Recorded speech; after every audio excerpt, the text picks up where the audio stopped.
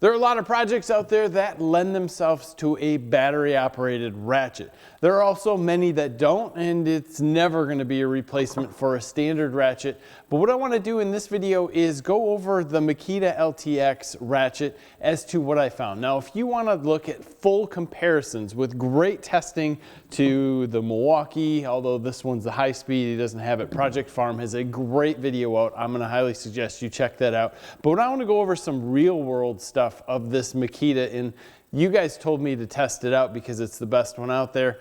I'm going to give you my opinion. Stay tuned.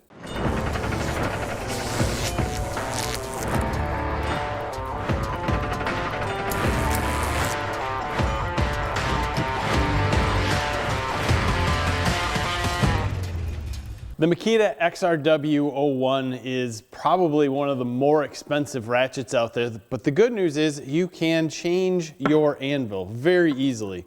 With anything that you just put in there, pound it out, you can drop a 1/4 inch in. So for the money, technically you get a 1/4 inch and 3/8 inch anvil. That's pretty easy to change, and you have one tool. So that's nice as long as you don't need both of them at the same time, and you need to keep track of this guy because I've lost it twice. So it just is one of those things that if you have a drawer that you put everything in, great. If you have a messy shop, somewhat like I do, not so good. Either way, I'm sure you can buy extras if you needed to. The one thing I really like about this Makita working out in the open, because that's where I found the best use for this, is the trigger. And this could be personal preference. I'm using my forward 2 fingers to pull the trigger. It's very controllable. We'll go over a little bit more of that in a minute. But I like the fact that I have that control with my 2 front fingers, and the fact that it's longer and I can use this as a normal ratchet when I'm not using the battery or I need a little bit more power. So with that said, if you're into angle grinders, there's a paddle switch grinder here. It's a Milwaukee. It doesn't matter the brand. I like it. I enjoy it. But I like the DeWalt Flex Volt, or they make other ones now, with this 2 finger up front. Don't ask me why, but this is my preference if I had to choose from the 2. So that might help explain a little bit of why I like this forward switch a little bit more than I like this rear switch. Now, this rear switch, I'll definitely tell you, fits into more places, is easier to use. You can even push it with 1 finger from the back, where you can't do that with the Makita. So there are benefits to this style of switching. Out in the open, when I'm not in an engine compartment, this is what I'd grab. If I'm in an engine compartment, I'm going to grab the Milwaukee, be it the extended handle or not. Taking a closer look at the Makita, we do have a lockout here. So if we put it in a bag or we don't want this to turn on, it's pretty easy to use and it's out of the way. It's not just going to flick on just by rubbing it, which is perfect. Now, what was weird to me was the forward and reverse switch.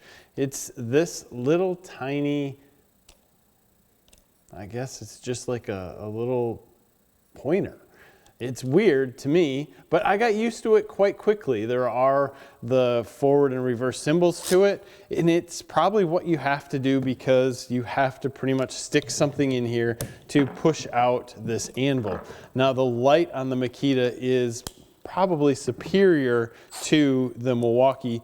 It's a little bit different in color temperature, but they both work well. I like the positioning of the Makita light rather than back here on the Milwaukee. It's another thing that you can get your hand in the way of. Now, you look at the length of the Makita. If you're going to use this at all to put any pressure on things, it's actually rubber overmolded around the battery, so you can get a little bit more wrenching or torque on it. But at the same point, if I'm doing something where I'm constantly putting more torque on than the 35 foot-pounds that this is able to do, I'm going to pull out something like this and just use it and go. So I'll have multiple tools there.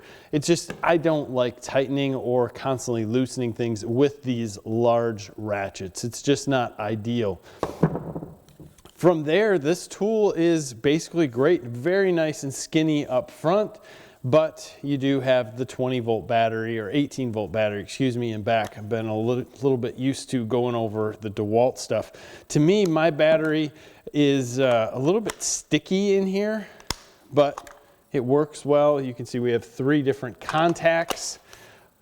Realistically, what I like about it is the speed, and what I dislike about it is how they market it. They're telling me this is 0 to 800 RPM, and it's controllable. It's not super slow, but if we compare that to the Milwaukee high speed, which is only 450 RPM, when we go as slow as we can, the Makita is slower. Milwaukee's a little easier to control upside down. If I was this way, it's super simple. I could keep it controlled, but thumb-wise, it's not. Now, this might be hard to see on camera.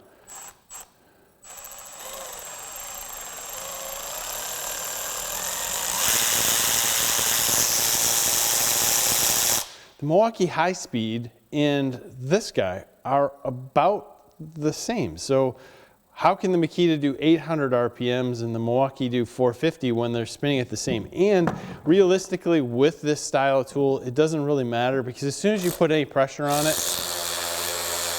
it slows down. That's just 2 fingers, and I'm not like gripping this thing.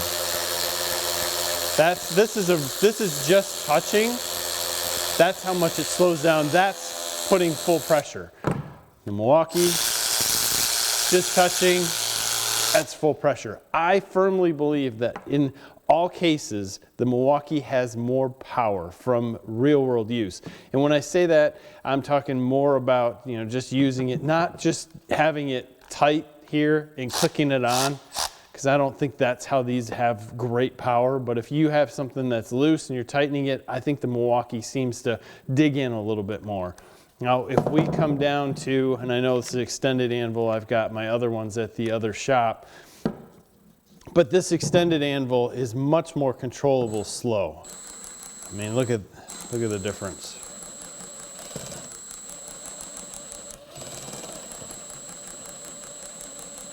Big difference as far as how that goes, but that's high speed. Put a little pressure on it. You can slow that right down. You can look at this in 1,000 different ways. I think the biggest thing here is don't overthink it. What do you need for your battery platform, obviously, and is this a good tool? Flat out, if you're working on something and you need something this small, this tiny, and something that you can go from 3/8 to 1/4 in, and you have a Makita 2 amp hour battery, I wouldn't put a 5 or anything like that on this. This is a great tool. It works great. It's good, very balanced to a point. It depends on the battery that you're using, obviously, in the size socket that you have up front, but it's a great, comfortable tool. It's nice and narrow. Everything is good with it. Is it better than the Milwaukee?